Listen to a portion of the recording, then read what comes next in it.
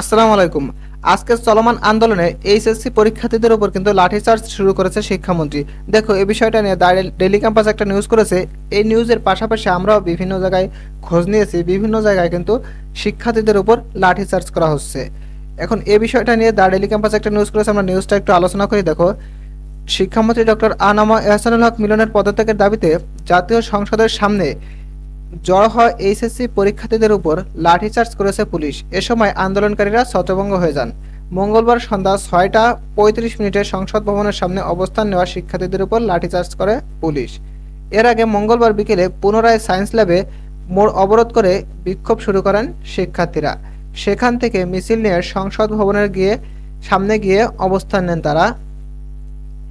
এদিন শিক্ষার্থীদের চলমান আন্দোলনের প্রেক্ষিতে পরীক্ষা পেছানো বা মন্ত্রীর পদত্যাগের বিষয়ে গুরুত্বপূর্ণ সিদ্ধান্ত আসতে পারে বলে জানা গেছে। বিষয়টি নিয়ে প্রধানমন্ত্রী তারেক রহমানের সঙ্গে জরুরি বৈঠকে বসেছেন শিক্ষামন্ত্রী ডক্টর মিলন।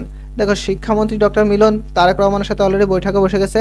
সে সর্বশেষ আপডেট কি দিতে পারে যে পরীক্ষা স্থগিত, তাই না? কিন্তু সে পদত্যাগ করবে না আশা করি। সে যে যেমন একটা ধুরন্ধর লোক, কিন্তু আমরা চাই সে পদত্যাগ করুক, তাই না? আমরা চাই সে পদত্যাগ করুক, কিন্তু সে পদত্যাগ করবে না। এর আগে টানা বৃষ্টি ও জলাবদ্ধতার মতো সোমবার এইচএসসি পরীক্ষা নেওয়ার প্রতিবাদে শিক্ষামন্ত্রীর পদত্যাগের দাবিতে রাজধানীর সায়েন্স ল্যাব মোড়ে প্রায় 1 ঘন্টা অবরোধ করেন বিভিন্ন কলেজের শিক্ষার্থীরা। পরে সেখান থেকে মিছিল নিয়ে তারা ঢাকা বিশ্ববিদ্যালয়ের দিকে অগ্রসর হন। বেলা 1:15টার দিকে ভিসি চত্বরের সামনে পুলিশ তাদের সরিয়ে দেওয়ার চেষ্টা করলে শিক্ষার্থীরা নীলক্ষেত থেকে টিএসসি সড়কে অবস্থান নেন। এই ছিল মূলত বিষয়টা। কিন্তু শুধু এই জায়গায় না, সংসদ ভবনের সামনে না, অন্যান্য জায়গায়ও কিন্তু আমরা বিকালে দেখেছি, 3টার দিকে দেখেছি, 1টার দিকে দেখেছি, বিভিন্ন জায়গায় কিন্তু শিক্ষার্থীদের উপরে একে একে তোমার পুলিশরা লাঠিচার্জ করেছে। কিন্তু বিকালেরটা একটু মারাত্মক হয়েছে, এটা কিন্তু অবশ্যই ঠিক হয়নি।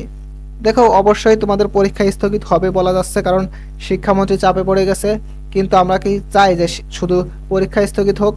দেখো, অনেক শিক্ষার্থী বলছে আমরা পরীক্ষা দেব, কিন্তু শিক্ষামন্ত্রীর পদত্যাগ করা লাগবে। তারা পরীক্ষা স্থগিত নিয়ে সরবে না, তারা ডাইরেক্ট শিক্ষামন্ত্রীর পদত্যাগ চাচ্ছে। তোমরা কি চাও অবশ্যই কমেন্টে জানাবে, এবং সর্বশেষ আপডেট পেতে অবশ্যই আমাদের ইউটিউব চ্যানেলটা সাবস্ক্রাইব করে রাখবে। ভালো থাকো তোমরা সবাই, আল্লাহ হাফেজ।